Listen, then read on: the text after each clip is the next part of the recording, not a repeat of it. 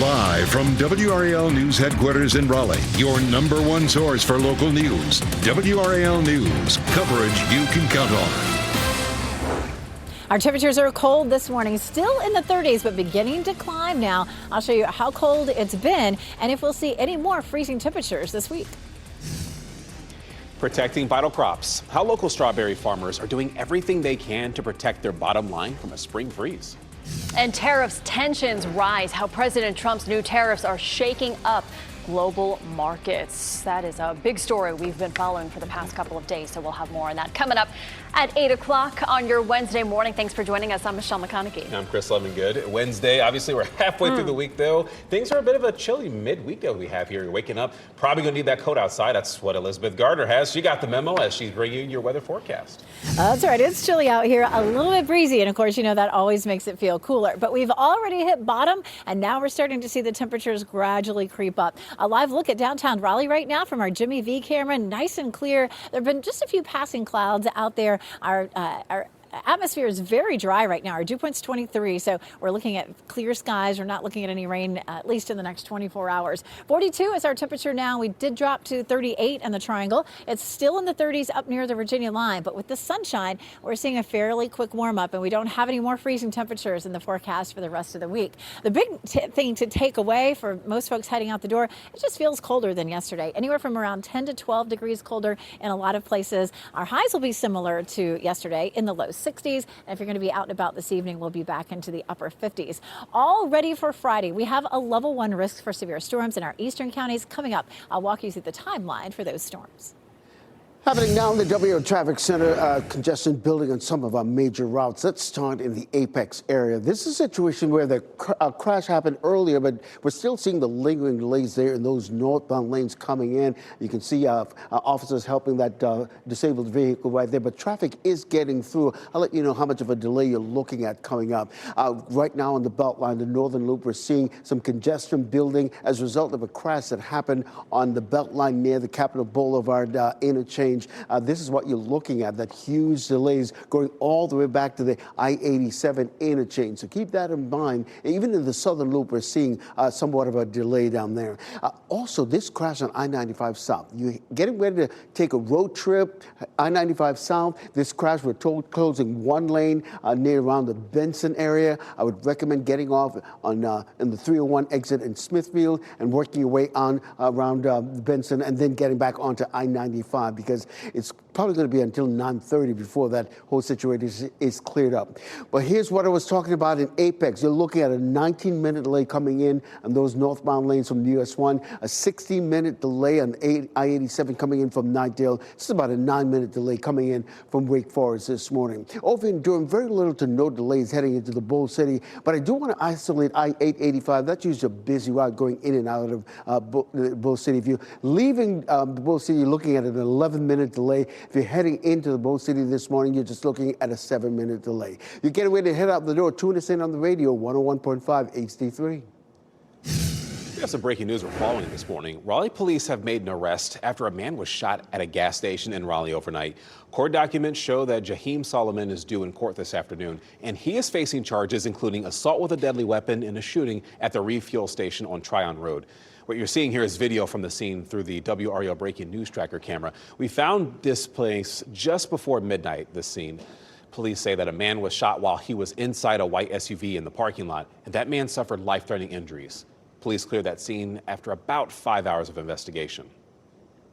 The freeze warning this morning is affecting farmers in the area. This includes farmers growing spring produce such as strawberries. Farmers at Page Farms in Raleigh are doing everything they can to protect their bottom line from this spring freeze. Co-owner Justin Page prepared for the overnight cold snap by installing overhead frost irrigation systems to prevent frost from damaging blooms. They're crucial for future berry production. He says he and his dad spent all night looking at temperatures, monitoring dew points, and deciding if and when to turn on those pumps. Sounds contradictory, throwing water on top to freeze a bloom, but you actually build up just enough friction in there to cause enough thermal heat to keep it above 32 degrees. And as long as it stays above 32, you will still have your bloom, you'll still have your berry later on. And while the freeze warning presents some challenges for the farm, they don't expect this to delay the start to the season. At midnight, President Donald Trump's new reciprocal tariffs kicked in, and China is feeling the impact the most. Asian stocks tumbled this morning, and a 104% tax is in place on all Chinese imports. China was already hit with a 54% tariff, but then Trump followed through with his threat to add another 50%. And that was in response to China imposing a 34% retaliatory tariff on the U.S. for its tariffs placed on China. Starting today, Canada has a 25% tariff on U.S. auto imports, and these are for vehicles not meeting the requirements of the 2019 North American trade deal. Tonight, Durham educators will meet with the school board to talk about the budget for the upcoming school year. WRAL's Kelsey Coffey reports. Tonight, your child's teachers are weighing in on the district's budget. They'll be talking to Durham public school leaders here at the DPS headquarters later today. We've been staying on top of the fallout after the district announced a nearly $7 million budget deficit. The latest update, the school district is now under a hiring freeze. The freeze is in effect for the rest of the school year. It applies to most positions with only a few exceptions, like transportation staff. The Durham Association of Educators will share their ideas for the budget tonight. Parents are invited to share their thoughts too at 5:30. After they wrap up, the DAE will be invited to speak. Kelsey Coffey, WRAL News in Durham. And we'll stay on top of any developments during tonight's meeting. You can look for updates on WRAL News from 4 to 7:30 this evening. Wake County parents and students are showing their disapproval of proposed budget cuts. A large number of people showed up to last night's school board meeting to express their concerns, and the proposed budget reduces school supplies by 7.6%. It also eliminates 10 counselors, 10 social workers, and 5 unfilled nurse positions. Superintendent Robert Taylor proposed the cuts because of a projected increase in costs, and there will be 3 input sessions before the board votes on the budget proposal on May 6th. A North Carolina man whose 8-year-old daughter was shot and killed by her babysitter's son is telling his story. Fawn Dockery is expected to speak at the Crime Victims Memorial Garden in Raleigh later today. It's in honor of National Crime Victims' Rights Week. Genesis Dockery was shot and killed by her babysitter's 11-year-old son back in 2023. We told you in our WRAL documentary, Unsafe North Carolina Kids Dying from Gun Violence, the 11-year-old stole the gun from his grandfather's safe after figuring out the code. Fawn Dockery will also be talking to lawmakers later today about safe storage legislation. You can watch the entire Unsafe documentary on WRAL.com. Just go to the documentary section. Happening today, college students from across the Triangle will host a student advocacy day for immigration rights. That's happening at the state legislative building where you are looking this morning at this video here. They're meeting to oppose a bill that would require state agencies to comply with federal immigration law enforcement. The students from NC State, UNC, and Duke universities will join the nonprofit group El Pueblo. The event's scheduled to start around 8 and will run until 12:30. Search for survivors. The effort's happening right now after the roof of a nightclub collapsed in the Dominican Republic, and what we're learning about the dozens killed, including former MLB players. Autism Acceptance Month. A pediatric neurologist explains the challenges that many families face when it comes to early diagnosis and how a new tool could prove beneficial.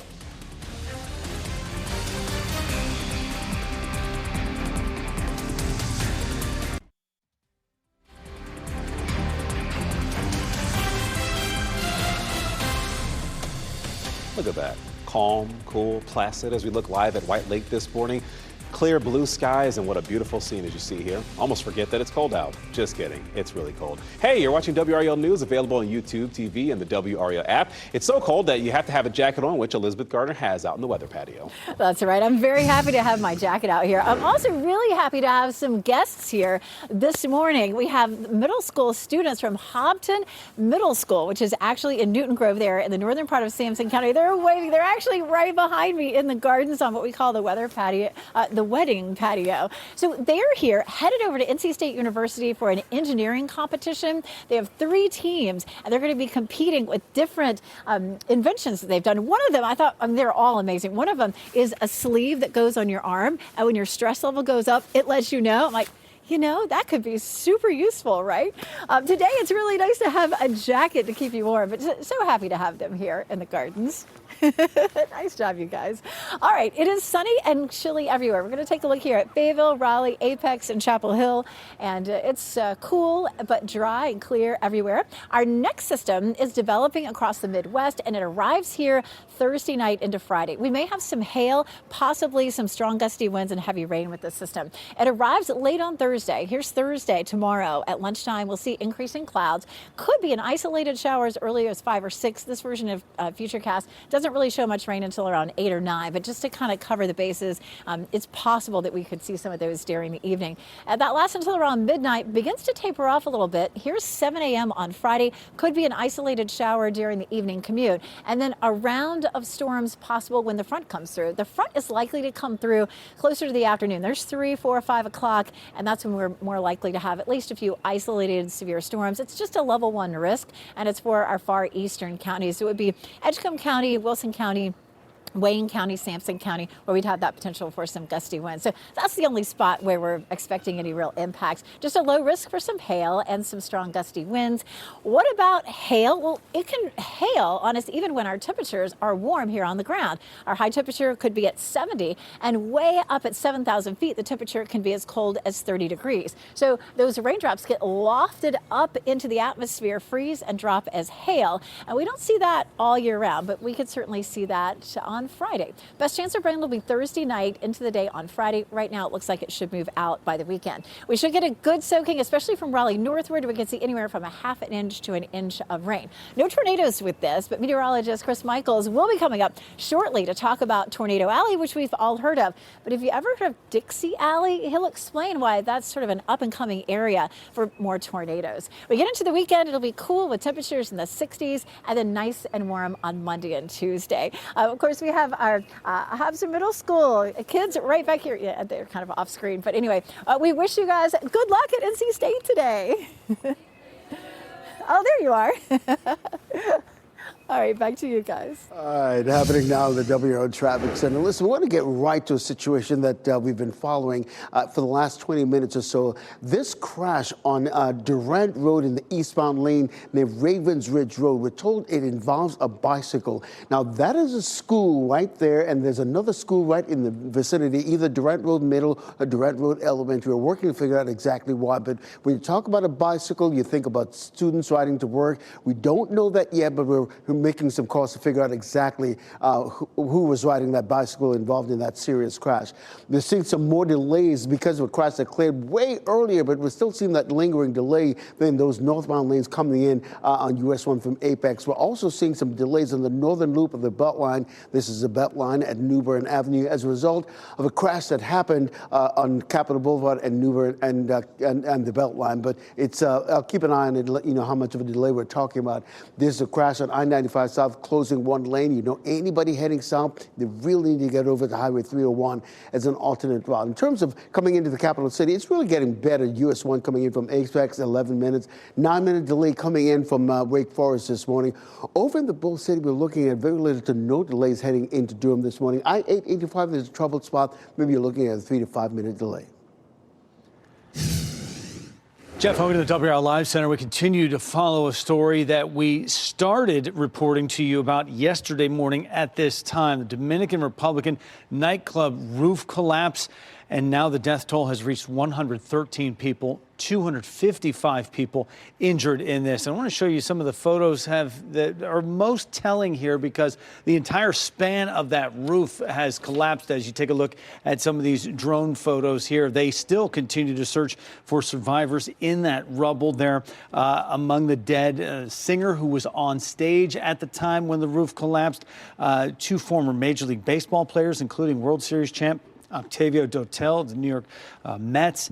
The president in the country has said that rescue agencies are still working tirelessly to try to find people who may be alive in that rubble right there. They're telling family members here that as long as you report that someone is missing, they will keep looking. It is still not known. The entire expanse of that roof crumbled, just raining concrete down on people, hundreds of people inside that. They don't know why that roof collapsed. It's just such a terrible, terrible story. All right, thank you, Jeff. A case of measles has been confirmed in Hawaii. Hawaii's Governor Josh Green says it's in a child who recently traveled overseas. The child is recovering at home, but hospitals in Hawaii have been put on high alert now. Someone who lives in the same home is experiencing similar symptoms and is currently under observation.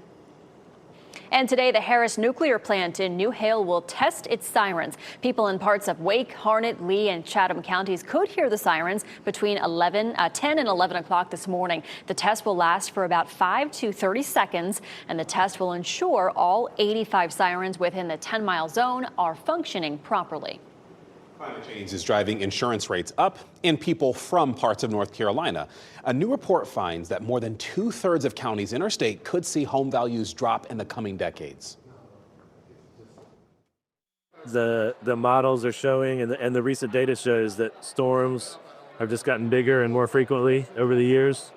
And at the same time, we're getting more and more people to move to the coast. Property values are skyrocketing, inflation's bad. So all that leads to a bigger need for rates. Tonight at 6 o'clock on WRAL, Liz McLaughlin will explain what areas are most at risk and where people are expected to move instead. Well, since the start of April, the U.S. has seen more than 100 reported tornadoes. Meteorologist Chris Michaels tells us why there are two parts of the country that see twisters so often this time of year. Why is that? It's wild. It really just has to do with like the collision of air masses. It kind of takes you back to elementary school when you would learn about these kinds of things. Here, we're not immune to them either. On average, North Carolina sees about 30 tornadoes per year. One peak is during the spring. The other is during the peak of hurricane season when some of those can spin up some twisters. But yeah, Tornado Alley and what's called Dixie Alley, those are the ones that see the most twisters, especially this time of year. And this is the kind of that collision of air masses that we're talking about. You get the warmth and the humidity from the Gulf, and then you get the cold and dry air coming down the Rockies. You see that spin that's generated by frequent storm systems east of the Rockies. And then where all that converges is what's called a triple point. So 3 different points where the air is rising and spinning and giving you tornadoes. Now, studies have shown that it's not necessarily shifting to the east, but that numbers are coming up in Dixie Alley, Mississippi, Alabama, even into Georgia, Arkansas, and Tennessee. Right now on WRAL.com, we're talking about why that's the case. If you ever have questions about how the weather works, you can go to WRAL.com and search for my email address with the subject line, Ask the Meteorologist. From Illinois, lots of tornadoes in my time there. So you're looking live at the Whirligig Park in Wilson right there. You can see they're whirling there as it's pretty windy out. Today, they will host a spring conservation and thank you pop-up event. Parker's Barbecue food truck will be there as the park's conservation team showcases and cleans the BBQ Whirligig there. And that event runs from 11 a.m. to 3 p.m. There will be a food giveaway in Wake Forest this morning. It's through a partnership with Food Lion Feeds and Food Bank of Central and Eastern North Carolina. The distribution event is happening at the Tri-Area Ministry Food Pantry on East Holding Avenue. It starts at 10 o'clock this morning.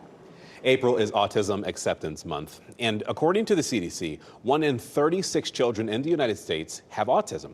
Many families wait months before they can get their child to see a specialist to be diagnosed, but a new diagnostic tool developed by Cleveland Clinic hopes to change that. It's called Autism Eyes. It works by measuring a child's gaze and their eye movement while they watch different videos and images, and then based on the child's reactions, a diagnosis is made.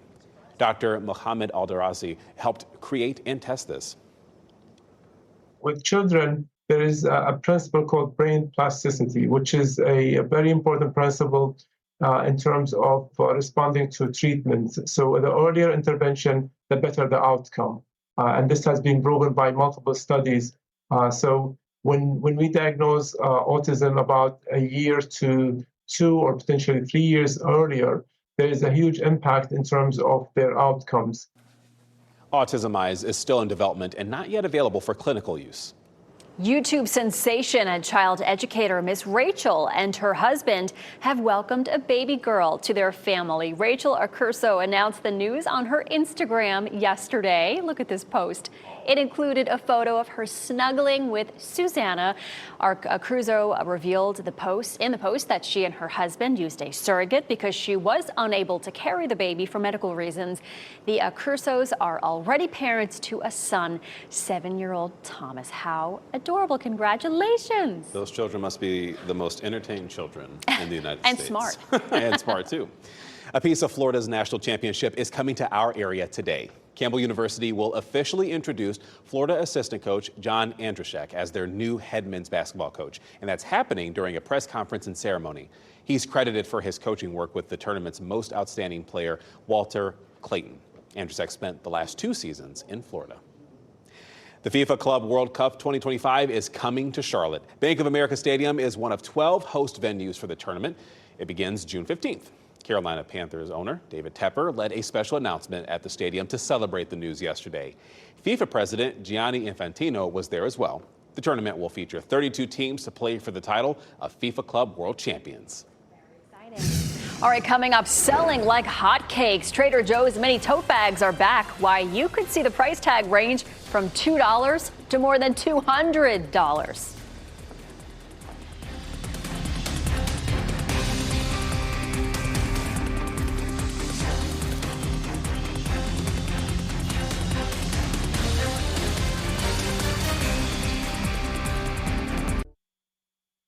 As you get into your car, tune to WRAL News Plus on your radio. In Raleigh on 99.3 FM. In Durham, 96.5 FM. And everywhere on 101.5 HD3. Good morning. Happy Wednesday. Time now is 8:26. I'm Michelle McConaughey. It's a chilly start out there. You need a jacket as you're heading out the door. It's pretty, though. Meteorologist Elizabeth Gardner on the WRAL weather patio. It is beautiful out here, but it's a little bit breezy, and that's making it feel even cooler. This is, of course, a live look behind me at the gardens, which are in full bloom. I mean, it's a perfect time to come out and visit. But right now, it's chilly. 36 in Roxborough, 42 in Durham, 41 in Garner, 41 in Rocky Mount. We have seen the coldest temperatures that we're going to see for the day, and now we're starting to warm into the 40s, but there's still a little bit of a wind chill. Feels like 37 in Durham. It feels like 35 in Southern Pines. Feels like 33 in South Hill and 31 in Roxborough. Later this afternoon, it's going to be great weather for getting out and really moving around, doing some vigorous exercise, as our highs will be in the low 60s. Happening now in the WRAL Traffic Center, the northern loop of the Beltline, we're seeing a bit of a slowdown there as we look at I-440 and New Bern Avenue as a result of a couple of crashes on Capitol Boulevard near the Beltline that cleared just a little while ago. But you can see the congestion is building all the way through that northern loop, Six Forks Road, Wake Forest Road as well as the southern loop of the Beltline. We're also seeing a continued lingering delays coming in on US 1, coming in from Apex. I'll let you know how much of a delay you're running into coming up in those northern lanes. All right, thank you, Ken. Raleigh police have made an arrest after a man was shot at a gas station in Raleigh overnight. Court documents show Jaheim Solomon is due in court this afternoon. He's facing charges including assault with a deadly weapon in a shooting at the refuel station on Tryon Road. And tonight, Durham educators will meet with the school board to talk about the budget for the upcoming school year. The school board extended the invitation to the Durham Association of Educators to talk about the organization's specific requests. Up next on Today, spring beauty tips and products.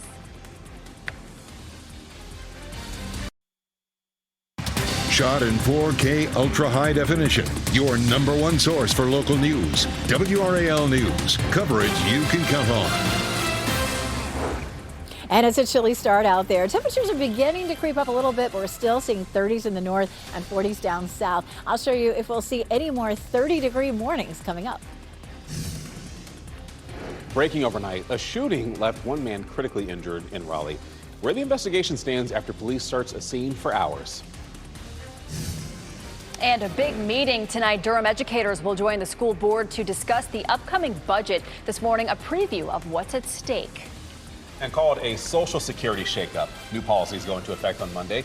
5 Your Side's Keely Arthur will explain how this could affect you and how you access your money. We'll dive into that story and others this morning here on WRAL News. Thanks so much for joining us. I'm Chris Lovingood. And I'm Michelle McConaughey. Yeah, but first we have to talk about your weather forecast. A lot of people wondering about it this morning because we did have that freeze warning overnight. Meteorologist Elizabeth Gardner on the WRAL weather patio in her coat because it is chilly out there. It is chilly, and there's a little bit of wind. We actually had a wind chill this morning, which is not something that we always see in April, but it isn't that unusual for us to see freezing temperatures through the beginning or middle of April. depending on what part of the viewing area you're in. The gardens are beautiful no matter what. We have all these gorgeous blooms, and temperatures here were not cold enough to affect any of the plants, anywhere from the Triangle area south. Now up to the north, I'll show you coming up in a few minutes who did drop down into the upper 20s. But right now it's 42 here in the gardens. Our dew point's 23, so it's very dry out. It's 37 in Roxborough and 38 in South Hill, and that's where we had temperatures near freezing this morning. So we are on the way back up now. 42 in Durham, 43 Fayetteville, 45 in Clinton. It's still colder than this time yesterday, anywhere from 7 to about 11 degrees colder. So it does feel nice to have a jacket if you're going to be out for a while. Our highs will be similar to yesterday as we climb into the low 60s. Lots of sunshine for today. But on Friday, we already have a level 1 risk for severe storms. We'll talk about the timeline and what to expect coming up.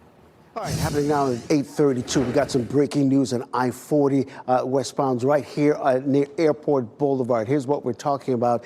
We got an overturned vehicle in that area. Let's take you out courtesy of a live cam network. You see the ambulance on the scene, that overturned vehicle, and several first responders there. The good news is traffic is getting through. Over the northern loop of the Beltline, we see a little bit of a slowdown, not a bit of a slowdown, a lot of a slowdown there on the Beltline. This is looking at New Bern Avenue and the Beltline. It's as a result of a crash that happened on Capitol Boulevard earlier that's since cleared. The other situation we're monitoring is this serious crash on Durant Road at Ravens Ridge Road. This is Durant Road Middle School right there. It involves a bicycle. We're working to get more information about it in terms of injuries and who is involved. Now, they're updating this situation on I-95 southbound. This crash appears to be in the clearing phase because we're no longer seeing those delays there in the southbound lane just south of Benson. So if you're heading south on I-95, it's clear sailing, not a problem to worry about right now. In terms of the major routes coming into the capital city, boy, it's getting better coming in from Apex, just about 9 minutes, 13 minutes though, coming in from Wake Forest on Capitol Boulevard, US 1, if you will. Over in the Bull City, very little to no delays, relatively speaking. Wherever you're headed, you'll get there on time. I do want to quickly isolate I-885 because that's usually a busy area this time of morning. If you're heading into Durham this morning, you're probably looking at a 6-minute delay, but if you're heading away, you're looking at an 8-minute delay. You get away to head into the car, tune us in on the radio, 101.5 HD3. Thanks, Ken. Following that breaking news, Raleigh police have made an arrest after a man was shot at a gas station overnight. Jaheim Solomon is due in court this afternoon. He's facing charges including assault with a deadly weapon in the shooting at the refuel station on Tryon Road. This was the scene at the WRAL breaking news tracker found just before midnight there. Police say a man was shot while he was inside a white SUV in the parking lot. That man suffered non-life-threatening injuries. Police say they arrested Solomon after another shots fired call on Friar Tuck Road. Nobody was hurt there. The freeze warning this morning is affecting farmers in our area, and this includes farmers growing spring produce, such as the strawberries on their farm there. Farmers at Page Farms in Raleigh are doing everything they can to protect their bottom line from this spring freeze. In fact, co-owner Justin Page prepared for the overnight cold snap by installing overhead frost irrigation systems to prevent frost from damaging the blooms. That is crucial for future berry production. He says he and his father spent all night looking at temperatures, monitoring the dew points, and deciding if and when to turn on the pumps. Sounds contradictory, throwing water on top to freeze a bloom, but you actually build up just enough friction in there to cause enough thermal heat to keep it above 32 degrees. And as long as it stays above 32, you will still have your bloom, you'll still have your berry later on. While the freeze warning presents some challenges for the farm, they don't expect this to delay the start to the season. President Donald Trump's unprecedented tariffs on global imports into the U.S. took effect at midnight. Asian stocks tumbled this morning as the latest round of tariffs kicked in, bringing a 104% tax on all Chinese imports. China was already hit with a 54% tariff, but Trump followed through with his threat to add another 50%. It comes after the country imposed 34% retaliatory tariffs on the U.S. They actually upped that this morning. Canada already responding to the new tariffs. Starting today, a 25% tariff on U.S. auto imports that do not meet the requirements of the 2019 North American trade deal goes into effect. And Michelle, some Republicans are starting to raise questions about President Trump's tariffs. And this includes North Carolina Senator Thom Tillis. He questioned how much the economy and the American people can take. He expressed concerns about the policy itself. Tillis had sharp questions for the U.S. Trade Representative at a Senate hearing yesterday, and he wanted to know who deserves the credit or the blame for the approach. In business, you always come up with decisions. You create one throat to choke. I'm just trying to figure out who I should compliment or who I should hold accountable. Tillis said he fears the impacts are just beginning to be felt. He says the administration has until February of next year to show results to the American people. Tillis intends to run for a third term in 2026 and likely faces a tough campaign.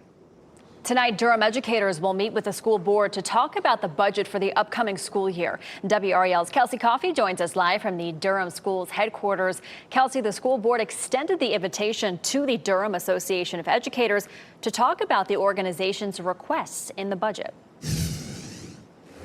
Michelle, they sure did. Tonight, your child's teachers will be weighing in on the district's budget. They'll meet here at DPS headquarters to speak with Durham school leaders. We've been staying on top of the fallout after the district announced a nearly $7 million budget deficit. The latest update, the school district is now under a hiring freeze. The freeze is in effect for the rest of the school year. It applies to most positions with only a few exceptions, like transportation staff. The Durham Association of Educators will share their ideas for the budget tonight. Parents are also invited to share their thoughts, too. They'll be sharing their thoughts at 5:30, and then after they wrap up, the Durham Association of Educators will be invited to speak. Kelsey Coffey, WRAL News, live in Durham. And we will stay on top of any developments during tonight's meeting. Look for updates on WRAL News from 4 to 7:30 this evening. No further threat to the public. That is the word from authorities in Virginia, as now all suspects involved in a shooting in Northern Virginia have been captured. Now, I want to take you back to that video from the scene. There were 3 people shot and killed outside this townhouse complex. 3 others were injured. All were found outside the complex. This is in Fredericksburg, and that's about an hour south of Washington, D.C. Investigators said that no other information about who they are has been released at this point, or the condition of the 3 people who survived that shooting. They were taken to the hospital. Officials did confirm that 2 people were taken into custody last night, and they just arrested a 3rd person out of this case this morning as the investigation continues. The suspect in a home break-in caught on camera in Nash County is in custody, but the homeowner says her belongings have not been found. Let me show you this video. You can see a man appearing to climb through a window onto Yvonne Dofrine's couch. And Dofrine says that she was in the car with her mother when she started getting notifications about movement in her backyard. Then in her house. Now, she didn't think much of it because she has pets, but that is when she was notified a person was in her kitchen. He took my husband's grandfather's lighter. He took my husband's phone, and he took my husband's game controller. And he went into my husband's shadow box, where I have like a little memorial for him, to take the wallet. You are in my home. That alone is unsettling. But then you are there and you are taking my husband's things even more. I hate to say traumatized, but yeah. Now, after seeing him, she started to talk to the man through a speaker on the camera, and she told him to put those things back, and she had her mom call 911. She says he eventually left with his pockets filled with items. Police managed to arrest Cornelius Krumel after a short chase in Wake Forest yesterday. And this morning, a section of road in Wake Forest that's been closed for weeks will reopen. Ligon Mill Road is reopening from Woodrose Lane to Burlington Mills Road. The closure allowed crews to start working to realign Ligon Mill Road with a new bridge to go over Smith Creek. The new bridge is better suited to meet needs for the growing community and includes bike lanes, large sidewalks, and room underneath for a future greenway. Your time is 8:40. Big changes ahead. A closer look at how new Social Security rules could affect you. And make it official. We'll explain how the Andy Griffith Show could soon be the official TV show of North Carolina.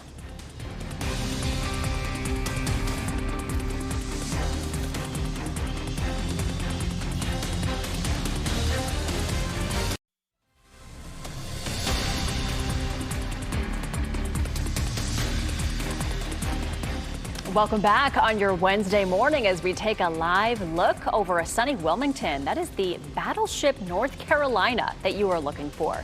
Somebody else in the studio also said there's a fisherman down there as well. So lots of people out and about this morning. You do need the jacket. Grab the jacket if you're heading out.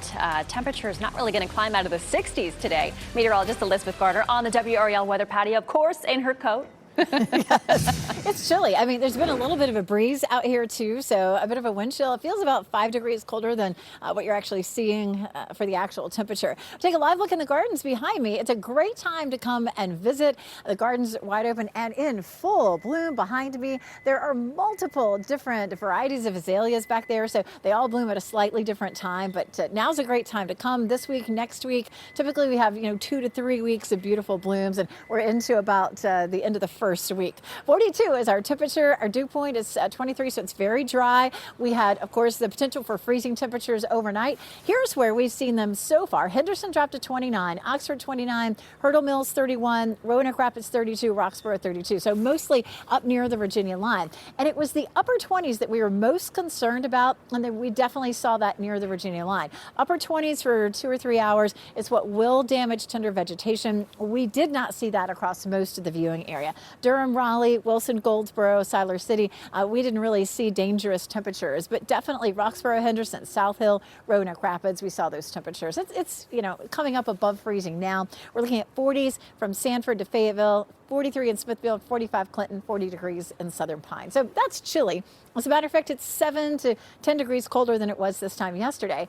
Our average last freeze tends to happen in early April. So this is fairly normal, for there to still be some freezing temperatures. We don't have any more freezing temperatures in the forecast through much of next week. As a matter of fact, we get into Monday and Tuesday, highs are going to be up into the 80s again. But 60s this afternoon, 63 in Raleigh, 62 Durham, 67 in Fayetteville. Lots of sunshine out there. Our next weather maker arrives tomorrow night. We'll start to see some evening showers, rain overnight Thursday night into Friday. Friday, we already have a level 1 risk for severe storms. We're going to talk in more detail about that in just a bit. Most of the weekend looks dry, and then we jump into the 80s for highs on Monday and Tuesday. A home explosion in Illinois was all captured on video. I mean, look at this. It happened last week in the city of Christopher, Illinois, not far from Missouri. You'll see the explosion right here. Did you see that? The police shared this video of that explosion, and one firefighter was injured but will recover. The home was a total loss after this, but what's not clear, why did this explosion even happen? A woman in Pennsylvania walks away uninjured after a tree fell on her car while she was inside. It was all caught on camera. Take a look at this. This was taken near Philadelphia. You can see the tree, oh my goodness, come right down on the roof of her SUV, smashing it. Seconds after the SUV, that tree hits the SUV, the driver's side door opens. That woman walks away. She walked away from the wrecked vehicle and talks to another driver who was in front of her waiting at a traffic light. Incredibly, that woman was not hurt. Oh my goodness. Wow. She's lucky. Well, there are some important changes to Social Security set to take effect in just a few days. It involves the way you have to prove your identity, but it's only going to affect certain people. 5 on your side's Keely Arthur explains. These policy changes start Monday and have been billed by the Trump administration as an effort to reduce fraud. Starting April 14th, if you want to make changes to your direct deposit information, you'll either have to do it online through My Social Security account, or if that doesn't work, go to a Social Security Administration office in person to prove your identity. So who does this affect? People who are filing claims for new Social Security benefits and people who need to change their direct deposit information that's already on file. But if you don't need to do either of those things, you don't need to visit an office to prove your identity, and you should not see any interruption of your benefits. Keely Arthur, 5 on your side. The Wake County School Board is moving forward with Title IX revisions that removes Biden-era rules. The changes would remove language that more specifically defines sexual harassment, among other things. Federal court decisions over the Biden rules are prompting the changes back to rules from the first Trump administration. Wake County's proposed policy still protects students from discrimination based on their gender identity. That's a decision they adopted in 2021 based on other federal court decisions. A final vote will come at a later meeting. A funeral for longtime Hillside High School principal John Lucas Sr. will be held Saturday. Lucas died last week at the age of 104. He was Hillside's principal from 1962 to 1985. He was also a longstanding member of the Shaw University Board of Trustees and the university's interim president from 1986 to 87. He was the longest living member of the Omega Psi Phi fraternity, and his memorial service will be at noon Saturday at White Rock Baptist Church in Durham. Covering Wake County, Raleigh Water will celebrate a new drinking water lab in Wake Forest this morning. The state-of-the-art facility will run tests, ensuring safe and reliable drinking water for more than 640,000 residents across the county. The 15,000-square-foot facility will be home to the most advanced water testing equipment.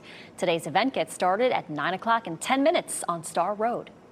Morrisville is commemorating its place in Civil War history today. The town will hold a ceremony to acknowledge the 160th anniversary of the battle at Morrisville Station. This happened on this day in 1865 and was one of the last battles of the war.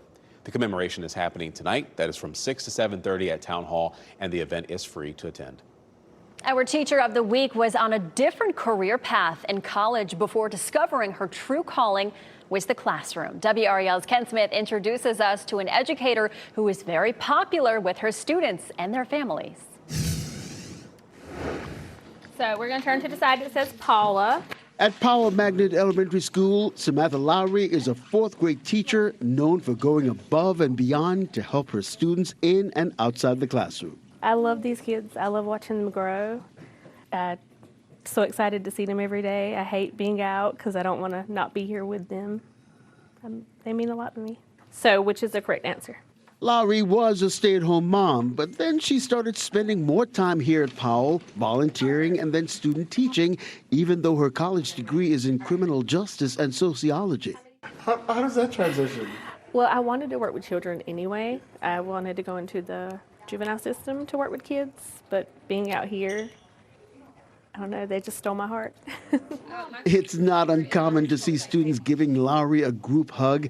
This is all part of her way of creating a nurturing environment for students to thrive. First, somebody gets off. She's especially mindful of students needing a little extra help. You know, watching them struggle and not be able to get it is hard, at least for me. And I want them to get there, and I can see how bad they want it. And then when they finally get it, it's just, I don't know, it's just a wonderful feeling. Miss Lowry, you are WRAL's Teacher of the Week. Give her a hand. Congratulations. Ken Smith, WRAL News.